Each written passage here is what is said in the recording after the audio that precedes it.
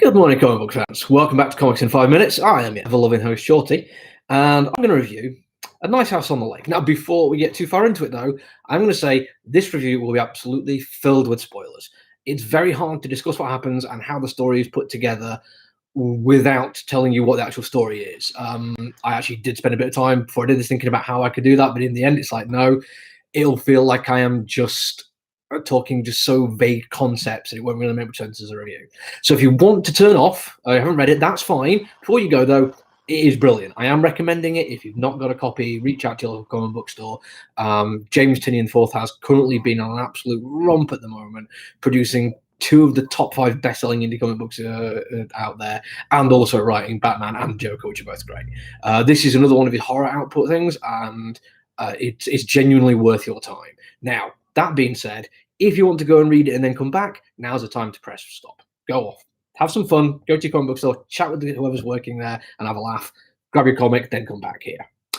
Welcome back. We're now going to discuss The Stuff That Happens in a Nice House on the Lake by James Tynion, art by Martinez Bueno, but colouring by Jordi Belair. And I'm going to talk about a bit of the artwork, including the colouring first off. And I'm going to use this one panel here, try and get you some nice light on that one. Now, yeah, that is just somebody walking away from you up some stairs in an almost seeming hellscape there. It looks absolutely glorious. The colours absolutely jump off. It feels like it's almost a Lovecraftian, non-Euclidean kind of thing. But it's not just that which comes to making this good. There's also an awful lot of finer detail on characters. There's a great little bit of just kind of the opposite of making stuff pop out, but like using negative space and shadow really, really effectively there.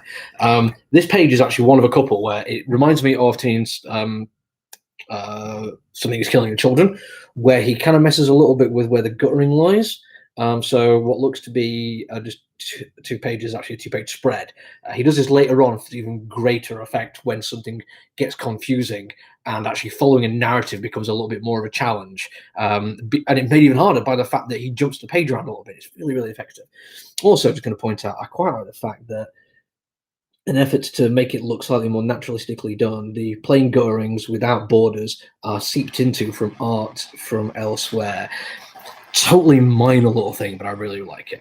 So that's art dealt with. As far as I'm concerned, it's brilliant. It's everything I want it to be, used effectively to tell the story, and even layout adds to the story. Everything you need to know about that. The story, though, is where I can't even tell you what's going on, because it starts off just kind of it starts off really weird, like in media res. Something has happened already, and now we're going to find out how it started. Then it jumps to like a New York bar scene of 2 people having like the weirdest flirt in the world. That guy in the shadow there, he was one of them, and the other one be Ryan, the artist. And when I say the artist, that's because an awful lot of what's going on here revolves around people being referred to by a certain title. You can see there, the writer, with a little bit of extra information there. Now that comes through for every single character in this, apart from the host.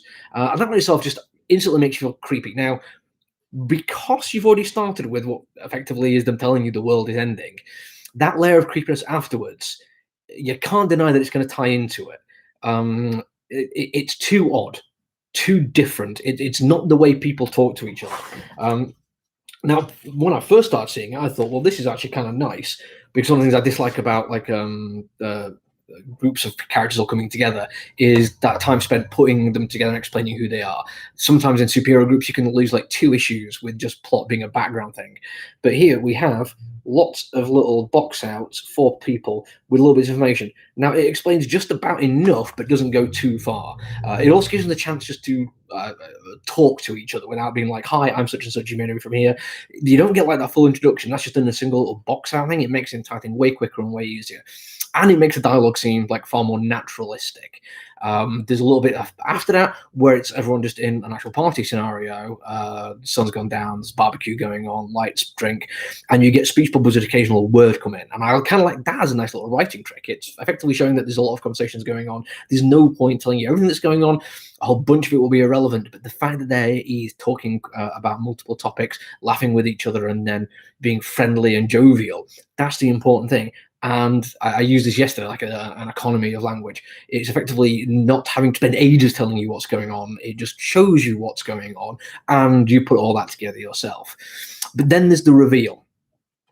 And again, because we knew this was going to be an end of the world scenario, we knew there was something creepy going on with why these people are together in the party. It's not a huge leap to think that these are connected.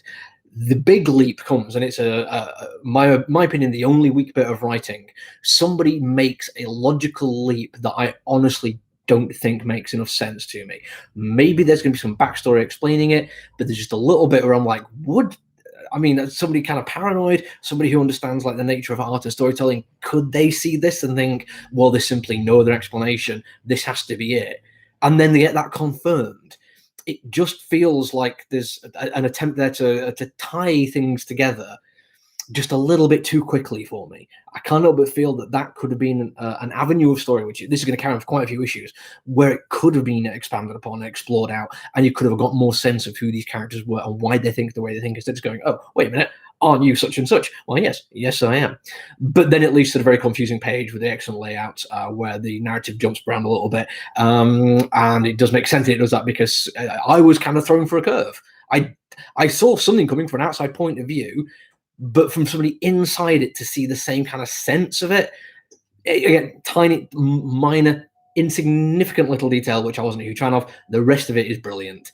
Genuinely a reason why I think James Tynion is almost certainly going to end up being remembered as one of the best writers of this decade. He's absolutely blown it out of the park, and I think you should take a look at this one. It's up there in my mind with Department of Truth, and as interesting as Something Is Killing the Children, done by DC, so it has the potential to stay a little bit more within the lines, where I think Department of Truth gets to go outside those, but I don't think that's going to hinder it at all. It's far more set in a contemporary real world, including people having their temperature checked before they go in, because this is set like tail end of last summer, so it all, actually maybe in the summer, I can't remember, but it all makes sense within itself. I have gone quite a bit over my 5 minutes. I do apologize. I usually do this when it's comic book I really like, and boy, do I really like this one. I hope you enjoy it. I'm going to try and get another review in later on today, because there's a lot come out this week and I don't have much time. So until then, everyone stay safe, look after yourselves. Bye.